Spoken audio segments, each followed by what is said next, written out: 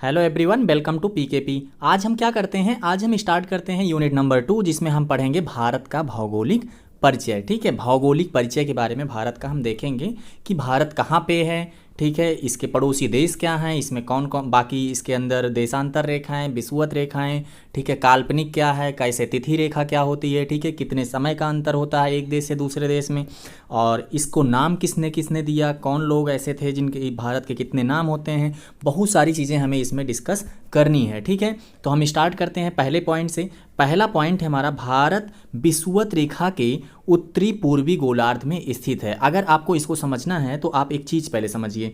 ठीक है, पूरा जो विश्व है वो कुछ इस तरीके से कहते हैं ना, अंडाकार या गोलाकार, जैसे भी आप समझते हो, है ना।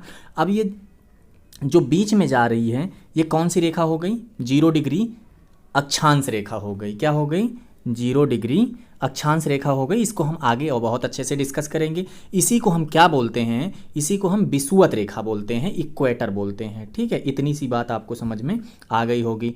तो ऐसे समझते हैं हम इसको, कैसे देखते हैं। ये क्या है आपका पूरा, ठीक है, पूरी पृथ्वी है। ठीक है, पूरी पृथ्वी आप बोलते हो कैसे है, गोलाकार या अंडाकार, जो भी आप समझते हो, है ना। तो अब देखो ये जो बीच वाली लाइन जा रही है बिल्कुल 0 डिग्री, इसको क्या बोलते हैं, 0 डिग्री अक्षांश रेखा। ठीक है, 0 डिग्री अक्षांश रेखा। ठीक है, अब जो 0 डिग्री अक्षांश रेखा, इसी को इक्वेटर अंग्रेजी में बोला जाता है। ठीक है, क्या बोला जाता है, इक्वेटर। ठीक है, तो और इसी को दूसरे नाम से क्या बोला जाता है, विषुवत रेखा। ठीक है, जो कि यहाँ पे लिखा गया था, आपका पहला पॉइंट देखो कैसे लिखा गया था यहाँ पे। तो भारत विषुवत रेखा के उत्तरी पूर्वी गोलार्ध में, इसका मतलब मैंने क्या बताया, जो बीच वाली रेखा है उसको विषुवत रेखा बोलेंगे। ठीक है, विषुवत रेखा। अब जो विषुवत रेखा है आपका, देखो ये ऊपर हो गया उत्तर, और नीचे क्या हो गया, बिल्कुल यहाँ पे दक्षिण। ठीक है, और ये क्या हो गया आपका पूरब, और ये क्या हो गया आपका पश्चिम, means north, south, east and west. ठीक है, अगर हम इसको ऐसे ये भी उत्तर से दक्षिण को मिला दें, ठीक है, तो जो हमारा भारत है वो यहाँ पे है, इंडिया।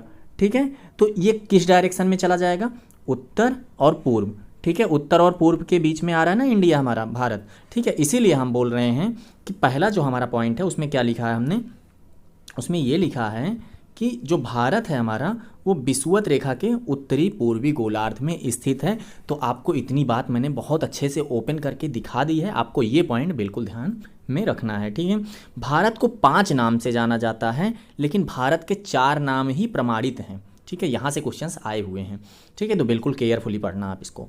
पहला नाम है आर्यवर्त।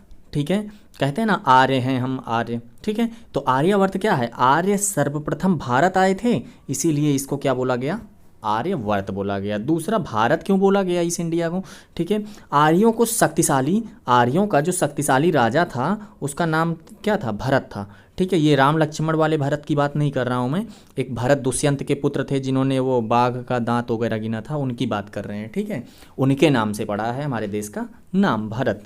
ठीक है, भरत के नाम से क्या पड़ा है, भारत। राइट, अब नेक्स्ट तीसरा जो पॉइंट है हमारा, हिंदुस्तान। ठीक है, ईरानी शासकों ने इसको नाम दिया है हिंदू। ठीक है, क्योंकि यहाँ पे ज़्यादातर क्या था, हिंदू कम्युनिटी थी, इसीलिए इसको बोला गया हिंदुस्तान। इतनी बात भी आपको समझ में आई होगी। नेक्स्ट पॉइंट, इंडिया क्यों बोला गया, यूनानवासी अंग्रेजी में ही इसे क्या बोले, इंडिया। ठीक है, क्यों क्यों बोले इंडिया, इसका भी एक रीज़न है, क्योंकि ये जो हमारा भारत है इसमें से होके एक नदी बहती है जिसका नाम है सिंधु नदी। क्या नाम है, सिंधु नदी। इसको अंग्रेजी में बोलते हैं इंडस रिवर। क्या बोलते हैं, Indus river, INDUS, Indus river. तो इंडस रिवर से ही पड़ गया क्या नाम इसका, इंडिया। इतनी भी बात आपको प्यार से समझ में आई होगी। ठीक है, नेक्स्ट आपका है जम्मू द्वीप। ठीक है, जम्मू द्वीप नाम तो आया है, ठीक है, इसका पुराणों में इसकी मान्यता नहीं मिली है, पुराणों में ही ये मान्य है, बाकी ये वैलिड नहीं है। ठीक है, पुराणों में ये मान्य नहीं मिला है, मतलब एक तरीके से इसको मान्यता नहीं दी गई है। ठीक है, नाम कहाँ मिला, पुराणों में मिला है, लेकिन ये मान्यता इसको नहीं मिली है वहाँ पे। इतनी बात आपको समझ में आ गई होगी। अब बात कर लेते हैं हम विषुवत रेखा क्या है। ठीक है, तो विषुवत रेखा को समझने से पहले हम देखते हैं, बता ही दिया आपको, विषुवत रेखा या 0 डिग्री अक्षांश रेखा को, इसी को क्या बोलते हैं, इक्वेटर बोलते हैं ना, इक्वेटर। यही है आपका बिल्कुल विषुवत। अभी हम इसको डीप में पढ़ेंगे। अब देखते हैं इसमें से जो 2 ध्रुव हुए ना भाई, ध्रुवों की संख्या कितनी है, 2 है। कौन कौन से, एक तो उत्तर और दूसरा दक्षिण। ये हो गया नॉर्थ पोल, ठीक है, और ये क्या हो गया आपका साउथ पोल। ठीक है, तो इसमें से जो क्वेश्चन आता है, अब देखो एक चीज़ और, अगर विषुवत रेखा को ऐसे हम खींच दें, बिल्कुल बराबर मिला दें, तो इसको दो पार्ट में, इस पूरे ग्लोब को दो पार्ट में विभाजित किया, एक तो ये वाला और दूसरा ये वाला। ठीक है, और एक को बोला गया, अगर देखा जाए, अगर हम इससे देखें, इक्वेटर के हिसाब से देखें, तो ये भी दो पार्ट में डिवाइड कर रहा है। ठीक है, तो दो पार्ट में डिवाइड कर रहा है, तो इससे हमको ये पता चलेगा कि देखो ये इक्वेटर है, इस साइड क्या है, उत्तर है, और इस साइड दक्षिण है, इसलिए इसको बोला गया, ये साइड आपका हो गया उत्तरी ध्रुव और ये हो गया दक्षिणी ध्रुव। ठीक है, इतनी बात आपको समझ में आ गई होगी। और इसे भूमध्य रेखा भी कहते हैं, 0 डिग्री, कौन सी रेखा को, ये बीच वाली जो इक्वेटर है इसको बोलते हैं भूमध्य रेखा या 0 डिग्री अक्षांश रेखा। ठीक है, या फिर इक्वेटर या फिर भूमध्य रेखा, विषुवत रेखा, कई नाम से जाना जाता है। ठीक है, अब नेक्स्ट पॉइंट देखते हैं हम लोग, उत्तरी ध्रुव पर पहुंचने वाला पहला व्यक्ति। अब सबसे पहले देखो दो चीज़ें हैं, पोल हो गया और ये साउथ पोल हो गया। जो नॉर्थ पोल है इस पे आपका एक पुरुष जा सकता है, एक महिला जा सकती है। सबसे पहले की मैं बात कर रहा हूँ, यहाँ से क्वेश्चंस पूछा जाता है। ठीक है, कि उत्तरी ध्रुव पर जाने वाले प्रथम पुरुष या उत्तरी ध्रुव पर जाने वाली प्रथम महिला का नाम, ऐसे ही दक्षिणी ध्रुव पर जाने वाली प्रथम पुरुष और दक्षिणी ध्रुव पर जाने वाले प्रथम महिला का नाम। ऐसे आपसे 4 तरीके के क्वेश्चंस पूछे जाते हैं। ठीक है, तो 4 क्वेश्चंस को आपको बिल्कुल नहीं याद रखना है, मैं आपको एक ट्रिक बताता हूँ, ये चारों नाम आपको फटाफट से याद हो जाएंगे। सबसे पहले नाम याद रखते हैं, 4 नाम हैं। एक नाम है आपका कैलोरील मिकेल, ठीक है, ध्यान से समझना। एक का नाम है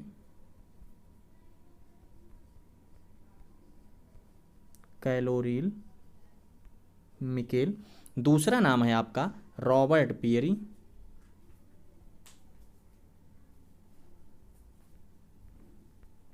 ठीक है, तीसरा नाम है अमंडसेन, ठीक है, और चौथा नाम है फ्रेनफ्रिप। अब देखो, अगर इनका हम नाम सेट करें, अगर इनका अल्फ़ाबेट निकालते हैं, ठीक है, तो देखो यहाँ से आपका ए निकल के आ जाएगा, ठीक है, यहाँ से आपका एफ निकल के आ जाएगा, ठीक है, बताओ हाँ या ना। ठीक है, एफ निकल के आ जाएगा और ए निकल के आ जाएगा। ठीक है, अब यहाँ से देखोगे रॉबर्ट पियरी का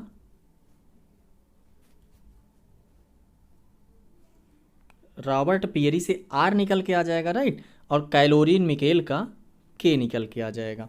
इतनी बात आपको समझ में आ गई होगी। अब जरा आप बताओ, देख के बताओ, इसमें अगर हम इसको अल्फ़ाबेटिकली ऑर्डर सेट करें तो एक सबसे पहले आ जाएगा आपका ए, फिर आ जाएगा आपका एफ, है ना, और उसके बाद आ जाएगा आपका आर, और उसके बाद आएगा के, या फिर के बाद आर, उससे क्या मतलब निकलता है, हमें बस 2 नाम का सेटअप बनाना है। तो देखेंगे अमंडसेन और फ्रेनफ्रिप, ये 2 नाम मिल गए। ठीक है, ये दोनों कहाँ गए थे, साउथ पर गए थे, दक्षिण पे गए थे। ध्यान रखना, जो अल्फ़ाबेट में पहले आ रहे हैं वो दक्षिण जाएंगे, जो अल्फ़ाबेट ऑर्डर में बाद में आ रहे हैं वो कहाँ जाएंगे, उत्तर पे। ठीक है, तो रॉबर्ट पियरी और कैलोरील मिकेल कहाँ पे जाएंगे, उत्तरी ध्रुव पर जाएंगे, और अमंडसेन एंड फ्रेनफ्रिप कहाँ पे जाएंगे, दक्षिणी ध्रुव पर जाएंगे। इतना तो भाई समझ में आ गया। अब यह भी कन्फ्यूजन है कि इसमें पुरुष कौन सा है, महिला कौन सी है। अब देखो अमंडसेन, सेन एक पुरुष का नाम हो सकता है, तो इसलिए आप बोल सकते हो कि साउथ पर मतलब दक्षिणी ध्रुव पर जाने वाले प्रथम पुरुष का नाम क्या है, अमंडसेन। क्लियर हो गई होगी बात, अब आराम से आप कर पाओगे। और फ्रेनफ्रिप, इसके साथ में ए के बाद एफ है ना, तो फ्रेनफ्रिप भी जो हैं वो भी क्या हैं, महिला हैं, फ्रेनफ्रिप। ठीक है, फ्रिप, तो ये एक महिला है जो कि कहाँ चली गई थी, ये भी दक्षिणी ध्रुव पर सबसे पहले गई थी। अब बात आती है कैलोरील मिकेल और रॉबर्ट पियरी। रॉबर्ट एक आदमी का नाम है, समझ रहे हो आप, है ना, काफ़ी मूवियों में आपने रॉबर्ट नाम से देखा होगा। तो जो रॉबर्ट आदमी है ये कहाँ गया था, उत्तरी ध्रुव पर गया था, और कैलोरील मिकेल पहली महिला है जो उत्तरी ध्रुव पर गई थी। तो आपको आई होप समझ में आ गया होगा मेरी ये ट्रिक। ऐसे नहीं समझ में आता है तो आप दूसरी भी बना सकते हो अपने अकॉर्डिंग। ठीक है, तो 4 नाम क्या हमने बताया, कैलोरील मिकेल, रॉबर्ट पियरी, अमंडसेन एंड फ्रेनफ्रिप। ठीक है, मतलब अगर नाम भी ना याद रहे तो अगर आपके पास क्वेश्चन आए कि उत्तरी ध्रुव पर जाने वाली प्रथम महिला का नाम, तो सबसे पहले उसमें जो 4 ऑप्शन हैं उनके अल्फ़ाबेटिकली ऑर्डर आप सेट कर लो। उसके बाद शुरू के 2 अल्फ़ाबेट जो आ रहे हैं वो दक्षिणी पे गए हैं, उसको हटा देना है।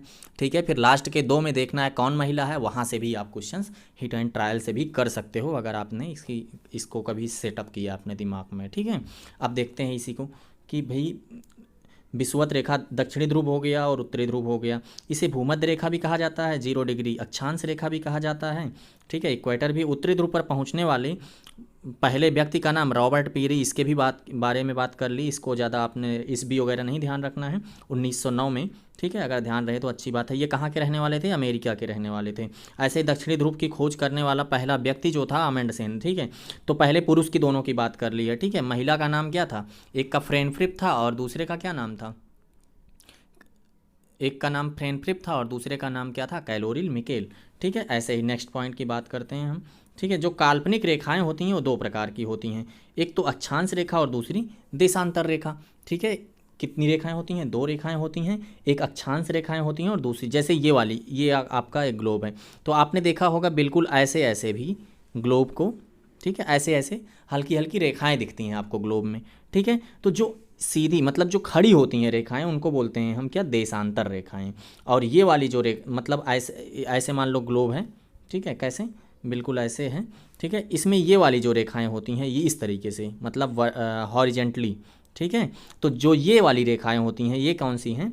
ये आपकी अक्षांश रेखाएं हैं। अक्षांश रेखाओं से मतलब ये वाली लाइन से आप जलवायु का पता लगाओगे, ठीक है, मौसम वगैरह के बारे में। और जो इस तरीके से होती हैं उनके बारे में, उनसे आपका क्या पता चल जाएगा? उनसे आपको समय के बारे में बिल्कुल पता चल जाएगा, ठीक है। अब देखो, सबसे बड़ी अक्षांश रेखा विषुवत रेखा होती है। कैसे होती है? देखो ज़रा, ये आपका ग्लोब है, ठीक है। विषुवत रेखा अगर बात करें तो बिल्कुल बीच से ही जाएगी ना भाई, जो बीच से जा रही है यही सबसे बड़ी है। अगर इसमें भाई अगर सर्कल है, वृत्त है, तो वृत्त का जो सबसे बड़ी जीवा होती है वो उसका क्या होता है? जो केंद्र पर ही होती है ना, उसकी सबसे बड़ी जीवा जो केंद्र से होके जाती है, तो यही है ना सेंटर, इससे होके जो जा रही है लाइन, यही सबसे बड़ी जीवा है।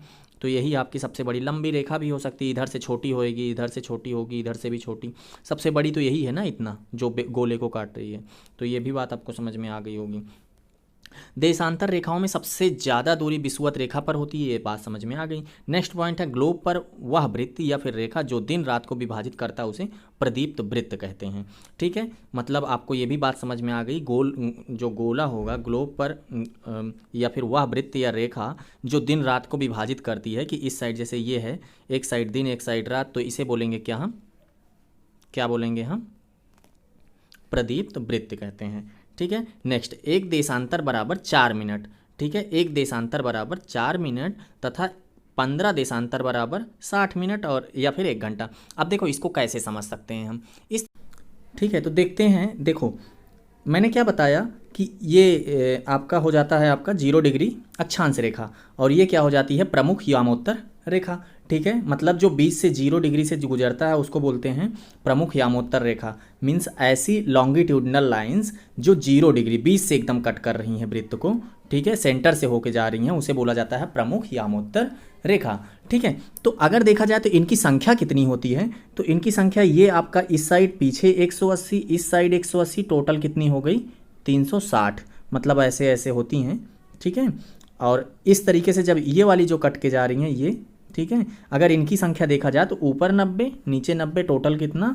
180 हो गई। इतनी बात आपको समझ में आ गई होगी। अब एक पॉइंट और ध्यान रखना इसमें कि एक देशांतर रेखा का मतलब कितना होता है? 4 मिनट।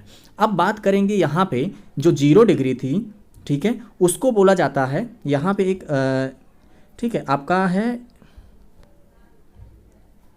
लंदन, ठीक है। क्या नाम है इसका? इस शहर का नाम क्या है? लंदन। तो लंदन को ही जीएमटी बोला जाता है, ग्रीनविच मीन टाइम बोला जाता है। यहाँ से ही टाइम को लिया गया है। मतलब इस साइड आप जितना डिग्री जाओगे, ठीक है, अगर जैसे 1 डिग्री इधर शिफ्ट हुए हम, ठीक है, 1 डिग्री का मतलब क्या हो गया? 4 मिनट। तो इधर से यहाँ के बीच में 4 मिनट का अंतर आ गया। मान लो यहाँ से कोई दूसरा देश है जो कि इस 0 डिग्री से 15 डिग्री आगे हैं, तो इसमें मतलब लंदन से और उस देश के बीच में कितने समय का अंतर होएगा? सीधा आप जितना डिग्री बोले ना उसमें आप सीधा गुणा कर देना 4 से, आपका आ जाएगा जैसे यहाँ पे 60, और 60 मिनट का मतलब हो जाता है 1 घंटा। तो इससे आपको पता चल जाएगा कि दो देशों के बीच की जो समय में डिफरेंस है, समय में जो अंतर है वो कितने का है? 1 घंटे का है। तो मतलब अगर आपको एंगल पता है, ये पता है कि कितने डिग्री पे वो मतलब व्यवस्था वहाँ पे है, कौन सा देश कितने डिग्री पे है, अगर आपको डिग्री पता है तो आप समय आराम से कैलकुलेट कर सकते हो कि हाँ भाई लंदन से या फिर किसी दूसरे शहर के रेफरेंस से उन दोनों शहरों के बीच में समय का अंतर कितना है। जैसे मैं एक क्वेश्चन लेता हूँ, क्वेश्चन ये लेता हूँ कि मान लो यहाँ पे कोई एक शहर है जिसका नाम है ए, यहाँ पे कोई दूसरा शहर है जिसका नाम है बी। ये और यहाँ पे प्रमुख यामोत्तर रेखा है, मान लो लंदन यहाँ पे है, तो लंदन ये आपका 0 डिग्री पे है। इतनी बात आपको समझ में आ गई। ये आपका 15 डिग्री पे है, ठीक है, और ये आपका मान लो 45 डिग्री पे है, ठीक है। इतनी बात। अब पूछा जा सकता है आपसे कि समय शहर ए और शहर बी के बीच में कितने समय का अंतर है। तो सबसे पहले देखो कि क्या दोनों एक ही साइड में हैं, बिल्कुल साइड में हैं, तो इन दोनों के बीच में कितने कोण का अंतर है। तो देखोगे आप 45 और 15 का अंतर कितना आ गया, 30 डिग्री का। इतनी बात समझ में आ गई। तो अगर आपसे समय पूछे तो जितना डिग्री हो उसी में क्या कर दो आप, 4 से गुणा कर दो। जैसे ही आप 4 से गुणा करोगे तो इसका मतलब आ जाएगा 3 चौक 12, 120 मिनट। और 120 मिनट को आप कितना लिखते हो, 2 घंटे ही लिखते हो ना। इसका मतलब ये हो गया कि जो शहर ए है और शहर बी है, इनके बीच में समय का जो अंतर है वो बिल्कुल पूरे 2 घंटे का अंतर है। तो आपसे ये भी पूछा जा सकता है कि जैसे यहाँ पे शहर ए में अभी सुबह के 2 बज रहे हैं, ठीक है, तो शहर बी में उसी समय क्या बज रहे होंगे, तो वहाँ पे 2 घंटे आगे बज रहे होंगे, ठीक है। मतलब सुबह के कितने बज रहे होंगे, 4 बज रहे होंगे। आपको समझ में आ गया होगा, ठीक है। इतनी बात आपको क्लियर हो गई होगी। मतलब घंटे का अंतर सीधा आप बता सकते हो देख के। जैसे एक क्वेश्चन यहाँ पे है, लंदन में दोपहर के 2:30 बज रहे हैं और यदि भारत का मानक समय 60 डिग्री पूर्वी देशांतर है तो बताओ भारत का समय। अगर 60 डिग्री पे है तो इसका मतलब 60 गुणे कितना, 4। 60 गुणे 4 कितना आ गया, 240। और 60 है तो वैसे भी आपको सीधा दिख रहा होगा, 60 से डिवाइड करोगे इतना मिनट आ गया, तो सीधा 4 घंटे का अंतर आ जाएगा। कितना आ जाएगा, 4 घंटे का अंतर। तो सीधी सी बात है कि वैसे भी आपको पता है कि 15 डिग्री बराबर 1 घंटा हो जाता है ना, 1 घंटा। तो 15 चौके 60, तो 4 घंटे का अंतर आ जाएगा। तो जैसे लंदन में दोपहर के 2:30 बज रहे हैं तो उसी समय भारत के कितने बजेंगे, इसी में 4 जोड़ दो, आगे जोड़ना है पीछे नहीं, ध्यान रखना, कम नहीं करना है, ठीक है। तो आपको कितना मिल जाएगा, 4 2 6, मतलब 6:30 हो जाएंगे। करेक्ट आ गई होगी बात आपको समझ में। जैसे नेक्स्ट क्वेश्चन है इसमें, भारत उत्तरी पूर्वी गोलार्ध में। अच्छा, ये क्वेश्चन क्या, एक डेटा है जिसको आपको ध्यान में रखना है। जैसे बात करते हैं जो भारत है, इस ग्लोब में जो भारत हमने दिखाया था यहाँ पे था, ये बात क्या थी, उत्तरी पूर्वी गोलार्ध था। लेकिन अगर हम बात करते हैं पूरी रेखाओं की तो 180 हमने बताया इस साइड होती है, 180 इस साइड होती है, इधर आपका 180, इधर आपका 180, ये है बीच का GMT वाला, है ना, जहाँ पे लंदन है। अच्छा, भारत हमारा यहाँ पे है कहीं, ठीक है। अब इसी के बारे में कुछ डिस्कशन है। डिस्कशन ये है कि भारत उत्तरी गोलार्ध में 8 डिग्री 4 मिनट उत्तरी अक्षांश से 37 डिग्री, ध्यान से समझना, देखो भारत उत्तरी पूर्वी गोलार्ध में 8 डिग्री, जैसे ये था तो इधर से नीचे से 8 डिग्री 4 मिनट, यहाँ से भारत आपका स्टार्ट होगा, ऐसे जो भी बनता है भारत का मैप, है ना। तो यहाँ ये वाली जो लास्ट लाइन जो टच कर रही है इंडिया की, वो कहाँ है, 8 डिग्री और 4 मिनट, है ना। इतनी बात समझ में आ गई कोई नीचे से। और अगर वहीं पे देखा जाए उत्तरी अक्षांश ऊपर तक तो कितना, 8 डिग्री से लेके कितना, 37 डिग्री 6 मिनट के बीच में। मतलब ये ऊपर वाला जो पीक पॉइंट होगा वो कहाँ होगा, 37 डिग्री 6 मिनट का होगा। इतनी भी बात आपको समझ में आ गई होगी। वहीं अगर पूर्वी की बात करें, वहीं अगर इस तरीके से बात करें कि इधर से इधर कितनी दूर में है, तो इधर से बारे में आपको बताया गया है कि भाई 68 डिग्री 7 मिनट यहाँ पे है, 68 डिग्री 7 मिनट से कहाँ तक, 97 डिग्री 25 मिनट। इतनी भी बात आपको समझ में आ गई होगी, ठीक है, नोट डाउन है, आप देख सकते हो। तो इसके बीच में तो एक तो आ गया आपका ये पूरब वाला, पूरब है ना, पूर्वी देशांतर की बारे में बात कर रहे हैं, और उधर अक्षांश के बारे में, इधर देशांतर के बारे में। मतलब 2 देशांतर रेखाओं, ये वाली देशांतर रेखा पहले वाली 68 डिग्री 7 मिनट पे है और इधर 97 डिग्री, ठीक है, और 25 मिनट पे है। और वो ऊपर नीचे की बात करेंगे तो 8 और 37 ध्यान रखना है, और इस साइड 97 और 68 याद रखना है। ऐसे ही आपका समझ में आ गया होगा इतना। अच्छा, नेक्स्ट पॉइंट की बात कर लें तो भारत का विस्तार उत्तर अर्थात जम्मू कश्मीर से लेके दक्षिण अर्थात तमिलनाडु तक है, ठीक है। मतलब ये है कि जैसे जो हमारा भारत का मैप है, देखो ठीक है, ये कुछ ऐसे मैप बनता है आपके इंडिया का, ठीक है। जो इंडिया का आपका मैप बन रहा है, इसमें ये कह रहा है कि यहाँ पे क्या है, उत्तर में सबसे ऊपर क्या है, जम्मू कश्मीर है। क्या है, जम्मू कश्मीर, और नीचे क्या है सबसे नीचे, अरे भाई पता होगा ना आपको, यहाँ पे क्या है, तमिलनाडु है। ठीक है, इतनी बात भी आपको क्लियर हो गई। अगर इन दोनों के बीच की दूरी पूछी जाए तो आपको ध्यान रखना है सीधा सा 3214 किलोमीटर। अब कैसे निकालेंगे, तो ध्यान से समझना। एक चीज़ मैं आपको बताना चाहता हूँ कि 1 डिग्री का मतलब होता है कितना, 111 किलोमीटर लगभग के होता है, अप्रॉक्स है ये, एकदम क्लियर नहीं है। ठीक है, अगर इससे भी निकालोगे तब भी लगभग आपका आंसर आ जाएगा। तो ऊपर से और नीचे के बीच में जो डिग्री अभी बताया हमने, ऊपर कितना बताया, 8 डिग्री 4 मिनट और 37 डिग्री 6 मिनट। इनका अंतर अगर देखोगे तो लगभग कितना आ जाएगा, 37 में से 8 चला जाएगा तो लगभग 29, और ये 28 डिग्री कुछ मिनट आ जाएगा लगभग। तो ये जब आप निकालोगे तो 28 गुणे 111 कर दोगे तो कितना आ जाएगा, ऊपर से नीचे लगभग आपका 3214 के आसपास ये निकल के आ जाएगा। 28 गुणे 111 कर दोगे तो इतना आ जाएगा, लगभग 3214 आ जाएगा। ठीक है, तो आप ये कैलकुलेट कर सकते हो। ठीक है, देखोगे तो आसपास ही निकलेगा ये चीज़, अप्रॉक्सीमेट है ये।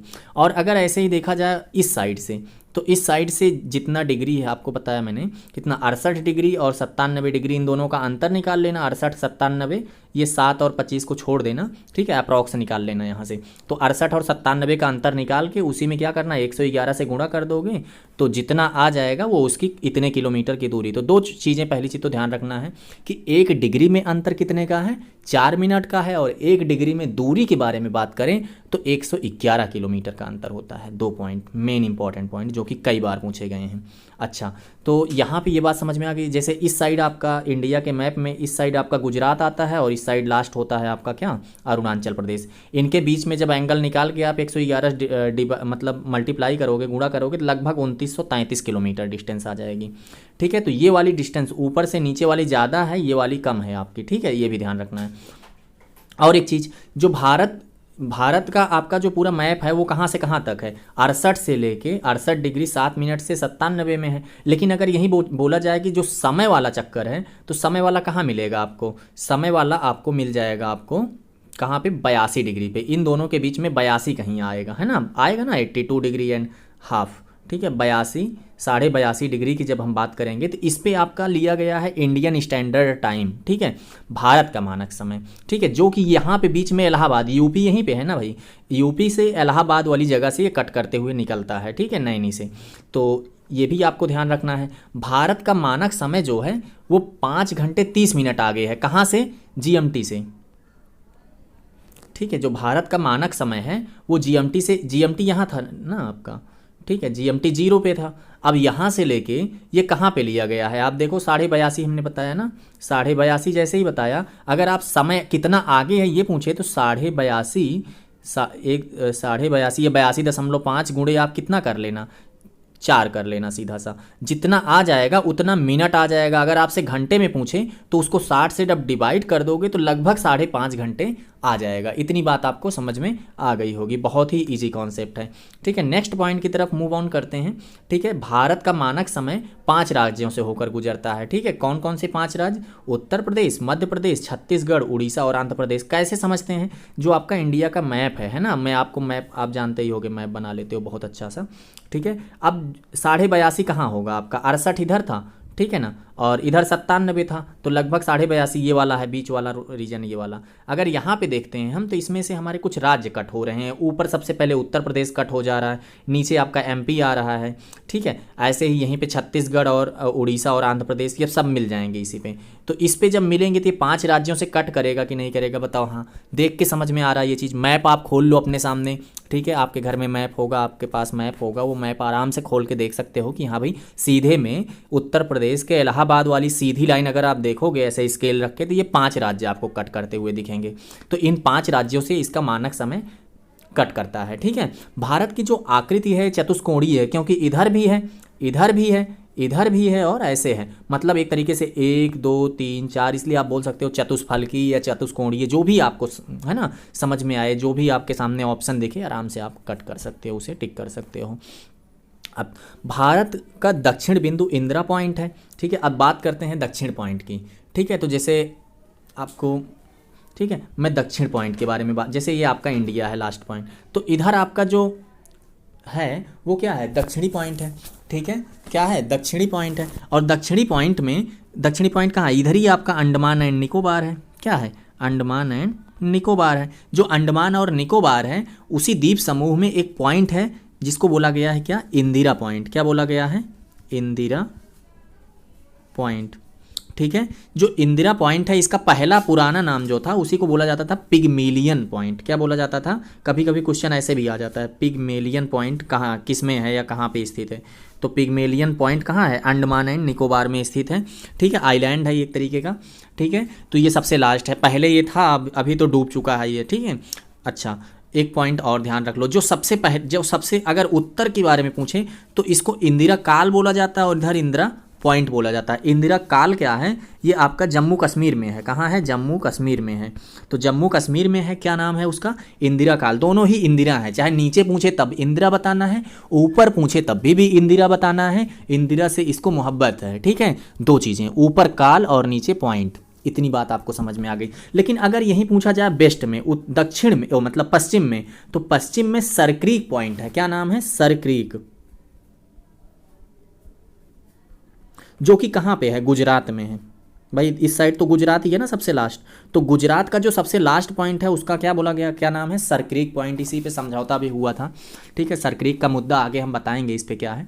ठीक है, और यहीं पे अगर पूरब पूछे तो अरुणाचल प्रदेश है ना भाई इधर। ठीक है, अरुणाचल प्रदेश है जहाँ सबसे पहले सूर्य उगता है। तो अरुणाचल प्रदेश का जो सबसे लास्ट पॉइंट है उसका नाम है क्या, वालांगू। क्या नाम है, इधर लिख देता हूँ मैं। ठीक है, इधर आपका जो अरुणाचल प्रदेश में है उसका नाम क्या है, वालांगू। ठीक है, वालांगू, हिंदी में भी आप लिख सकते हो ऐसे, वालांगू।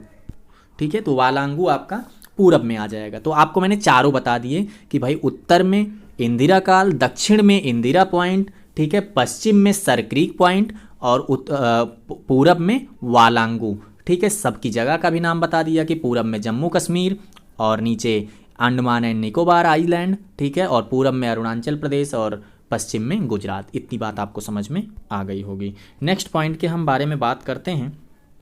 ठीक है, यहाँ पे 23.5 डिग्री उत्तरी अक्षांश रेखा को कर्क रेखा, ठीक है, कहते हैं। ठीक है, अब देखो ध्यान से देखना दोस्तों। ठीक है, मैं आपको एक बहुत बेसिक सी चीज़ समझाने वाला हूँ और अच्छे से समझना, यहाँ से क्वेश्चन ज़रूर आता है। ये आपकी क्या हो गई, विषुवत रेखा हो गई। क्या हो गई, विषुवत रेखा हो गई। इसी को आप इक्वेटर बोलते हो ना। अच्छा, इक्वेटर से ऊपर 23.5 डिग्री, ठीक है, ऊपर 23.5 डिग्री और नीचे 23.5 डिग्री। ये पहले तो ये बिल्कुल भी नहीं भूलना है आपको। ठीक है, ये आपकी 0 डिग्री है ना भाई। ऊपर 23.5 मतलब उत्तर की तरफ और दक्षिण की तरफ 23.5। जो उत्तर की तरफ है उसको बोला जाता है कर्क रेखा। क्या बोला जाता है, कर्क रेखा। कर्क रेखा, जिसको आप अंग्रेजी में बोल सकते हो Tropic of Cancer, Tropic of Cancer. ठीक है, अच्छा, जो दक्षिण में उसको क्या बोलते हो आप, मकर रेखा। क्या बोलते हो, मकर रेखा। अच्छा, ये सारी की सारी इमेजिनरी लाइंस हैं। आपसे जरूर क्वेश्चन पूछा जाता है कितने डिग्री पे है मकर रेखा, उत्तर दिशा में है या दक्षिण दिशा में है, तो आपको ये चीज़ें ध्यान में रखनी है। ठीक है, अच्छा एक चीज़ और देखो। अच्छा, एक और चीज़ आपसे क्वेश्चन पूछा जाता है। क्या क्वेश्चन पूछा जाता है, जो आपकी कर्क रेखा है, ठीक है, जो आपकी ऊपर 23.5 से जा रही है, ठीक है ना, 23.5 ऊपर जा रही है, उसका क्या नाम बताया था हमने, ट्रॉपिक ऑफ कैंसर बताया था, कर्क रेखा। और यहीं से देखा जाए अगर 0 से ऊपर कहीं 8 से आपका भारत स्टार्ट हो जाता है। ठीक है, 8 डिग्री से इस साइड आपका उत्तरी पूर्वी में आपका भारत है। तो ये जो कर्क रेखा जा रही है, पहली चीज़ तो ये कितने राज्यों को काट रही है भारत के, क्योंकि पूरे भारत को ये काटते हुए निकल के जा रही है। लेकिन अगर कभी पूछे कि आपको मकर रेखा भारत से कितने राज्यों से काटती है, तो मकर रेखा पहली चीज़ तो नीचे होती है और यहाँ भारत होता नहीं है, तो मकर रेखा आपकी नहीं काटेगी आपको, आपके भारत को। ठीक है, तो आपसे हमेशा क्या क्वेश्चन पूछा जाता है, कर्क रेखा भारत के कितने राज्यों से होकर गुजरती है या कितने राज्यों को काटती है। तो ध्यान से समझना, जो आपका इंडिया है ना, ठीक है, अगर यहाँ से जाती है आपकी, ठीक है, क्योंकि 8.5 यहाँ है। ठीक है, यहाँ से लगभग आपका इंडिया स्टार्ट होता है नीचे से। ठीक है, और ऊपर 23.5 से गुजर रही है, तो 23.5 यहीं इंडिया में ही आएगा, है ना। तो जब यहाँ से निकलता है तो यहाँ से आपके 8 राज्य कट होते हैं। कितने राज्य होते हैं भारत के, 8 राज्य कट होते हैं। उन राज्यों के नाम पूछा जाता है और एक क्वेश्चन यहाँ से 100% आपसे एसएससी में पूछ सकता है, चांसेस बहुत ज़्यादा हैं, ठीक है। और कई बार यहाँ से क्वेश्चंस आया हुआ है। आपको क्या करना है, पहली चीज़ तो ये 8 राज्यों के नाम याद रखने हैं। कौन कौन से राज्य हैं, गुजरात, राजस्थान, है ना, गुजरात, राजस्थान, मध्य प्रदेश, छत्तीसगढ़, झारखंड, पश्चिम बंगाल, त्रिपुरा एंड मिजोरम। इसकी मैं एक आपको ट्रिक दे देता हूँ, एक ट्रिक आपको बता देता हूँ, अगर आपको अच्छी लगे तो ये ट्रिक बिल्कुल यूज करना, हमेशा आपको कभी गलती नहीं होगी इसमें। क्या ट्रिक का क्या नाम है, मित्र पर गमछा झार। अब जरा देखो इसमें कितने अक्षर हैं, मा, ता, त्रा, दो ये, दो दो चार, चार तीन 7 और 1 8। तो ऐसे ही आप बोल सकते हो मी से मिजोरम, ठीक है ना, यहाँ पे मिल जाएगा आपको देखने को, ये वाली जगह है, ठीक है। ऐसे त्रा से त्रिपुरा, ठीक है, त्रिपुरा भी मिल गया, ठीक है, करेक्ट। पा से पश्चिम बंगाल, ठीक है, ये भी आपको दिख जाएगा, ठीक है, ये दिख गया आपको। रा से राजस्थान बिल्कुल मिल गया, गोला करते चल रहा हूँ, आप देखते चलना, कुछ भी नहीं छूटेगा। गा से क्या हो जाएगा आपका, यहाँ से गा से देखो गुजरात मिल गया आपको, ठीक है। माँ से मध्य प्रदेश भी मिल जाएगा, बिल्कुल मिल गया। हाँ जी सर, छत्तीसगढ़, छा से, ठीक है, देखो छा से छत्तीसगढ़ दिख रहा है क्या कहीं, बिल्कुल दिख रहा है। कहाँ दिख रहा है आपका, ये वाला है, ठीक है।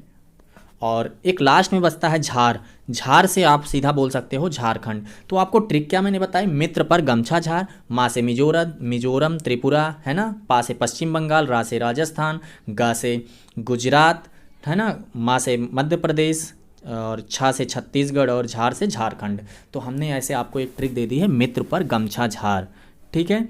इतनी बात हमने समझ ली है। अब आपको एक पॉइंट और समझना है, भारत का कुल क्षेत्रफल कितना है, ये पॉइंट आपको ध्यान रखना है। 32,87,263 किलोमीटर है चारों तरफ से इसका क्षेत्रफल, ठीक है। और क्षेत्रफल हमेशा किलोमीटर स्क्वायर में होगा, ठीक है, किलोमीटर नहीं होगा, किलोमीटर स्क्वायर। यहाँ पे आप एडिट कर लेना, इसको सही कर लेना, ठीक है। एक पॉइंट और ध्यान रखना, ये पूरे विश्व के क्षेत्रफल का कितना % है, तो 2.43% है। क्षेत्रफल की दृष्टि से भारत कौन सा देश में कौन सा स्थान रखता है, तो 7वां। इसके लिए आपको मैं यहाँ पे भी दिखा देता हूँ कौन कौन से वो राष्ट्र जो हमारे भारत से ऊपर हैं, 6 यहाँ पे हैं और 7वां हमारा भारत है। रसिया, कनाडा, चाइना, अमेरिका, ब्राज़ील और ऑस्ट्रेलिया। इसके लिए भी मैं आपको एक ट्रिक दे देता हूँ, कौन सी, RCC अब आई। RCC समझते हो ना, ये जो RCC लेंटर वगैरह वाला है, पहले ईंट वगैरह से करते थे, तो अब क्या करते हैं, अब तो भाई इससे ही करते हैं ना। तो ऐसे ही देख सकते हो आप, R से रसिया, C से कनाडा, कनाडा क्यों बोलेंगे, CA होता है ना, और यहाँ से दूसरा C है, C से चाइना होता है, तो C के बाद A पहले आता है और C के बाद H बाद में आता है, इसलिए कनाडा पहले और चाइना बाद में। ऐसे भी आपको ये कन्फ्यूजन नहीं होगी। A से अमेरिका और B से ब्राज़ील, A से ऑस्ट्रेलिया और I का मतलब लास्ट में I से हमारी इंडिया, ठीक है। इतनी भी बात आपको समझ में आ गई होगी। अगर क्षेत्रफल की दृष्टि से देखा जाए, क्षेत्रफल की दृष्टि से, तो वो भी राज्य के बारे में, ठीक है, अब भारत के अंदर की हम बात कर रहे हैं, ठीक है। तो क्षेत्रफल की दृष्टि से जो बड़े राज्य हमारे राजस्थान, मध्य प्रदेश, महाराष्ट्र और उत्तर प्रदेश हैं, इनके ये डेटाज दिए गए हैं, आपको ये ध्यान में रखना है, ठीक है। ये आप पढ़ के आराम से रीड करके और नोट डाउन करके, जैसे भी हो सके पॉसिबल 4-5 बार ऐसे देखोगे तो याद हो जाएगा आप, ठीक है। नेक्स्ट, ऐसे क्षेत्रफल की दृष्टि से 5 सबसे छोटे प्रांत के बारे में आप देख सकते हो। सबसे छोटा आपसे पूछा जाए गोवा, ठीक है। दूसरे नंबर पे सिक्किम, त्रिपुरा, नागालैंड और मिजोरम, इनके भी आपके यहाँ पे वर्ग किलोमीटर में दिए गए हैं क्षेत्रफल, ये भी आप ध्यान में रख लीजिएगा। भारत के कुल सीमा की लंबाई बोले तो 22 और यहाँ पे 6 लास्ट का कट कर दो, 22,716 किलोमीटर है, ठीक है। कुल सीमा की लंबाई मतलब चारों तरफ से भारत की लंबाई अगर नापी जाए, जितना भी भारत है ना, तो सारी सीमाओं की लंबाई कितना है, 22,716 किलोमीटर है। एक 6 लास्ट का काट देना, जिसमें से कि 15,200 स्थलीय सीमा है, जो एक देश से दूसरे देश हमारे पड़ते हैं, उनके बीच जो स्थल है, ज़मीन, तो ज़मीन इतनी ही है हमारी भारत की। मान लो ये इंडिया है ना, तो ये इंडिया है, तो इसका ये वाला स्थल है और इस साइड पानी है, हिंद महासागर है इधर, है ना। तो इधर जो पानी वाला है ये कितना है, तो उसे बोलते हैं तटीय, कितना है 6100 किलोमीटर, 6100 किलोमीटर ये है और 15,200 किलोमीटर ये है। और दूसरी चीज़ ये जो लिखी गई है द्वीप, ये जैसे आइलैंड वगैरह के बारे में, कि आइलैंड की वो भी लंबाई हमारे भारत में काउंट हो गई, ठीक है। तो इतना आपने देख लिया। नेक्स्ट आ जाता है भारत के स्थलीय सीमा के 7 पड़ोसी देश, आप देख सकते हो। जो स्थल से लगते हैं, बांग्लादेश, चाइना, पाकिस्तान, नेपाल, म्यांमार, भूटान और अफगानिस्तान। आप मैप आराम से इंडिया का देख सकते हो, बगल में आपको दिख जाएगा कि ये सारे सातों आपको याद रखने हैं ये। और अगर आपसे पूछा जाए जलीय सीमा रेखा, तो श्रीलंका और मालदीव आपको ध्यान में रखना है, ठीक है। और एक क्वेश्चन यहाँ पे देख लेते हैं और आज की क्लास को हम फिनिश करते हैं। विश्व में भारत की जनसंख्या में दूसरा स्थान है, ठीक है। तो पहला आपको पता ही होगा, अभी बहुत अच्छे से पता होगा कि भाई साहब चाइना है, ठीक है, नंबर 1, ठीक है, नंबर 1 आपका चाइना है, दूसरे पे भारत, फिर अमेरिका, इंडोनेशिया, पाकिस्तान, ब्राज़ील। इसका भी जो भी आपका पॉसिबल ट्रिक वगैरह बनता है, जैसे भी आप याद कर सकते हो, इनको याद कर लेना, ठीक है। तो मिलते हैं नेक्स्ट क्लास में, तब तक के लिए थैंक यू सो मच, ठीक है। चैनल और ये हमारी वीडियो अगर आपको अच्छी लग रही है तो लाइक, शेयर, सब्सक्राइब ये सब ज़रूर कर दीजिएगा, ठीक है। मिलते हैं नेक्स्ट क्लास में।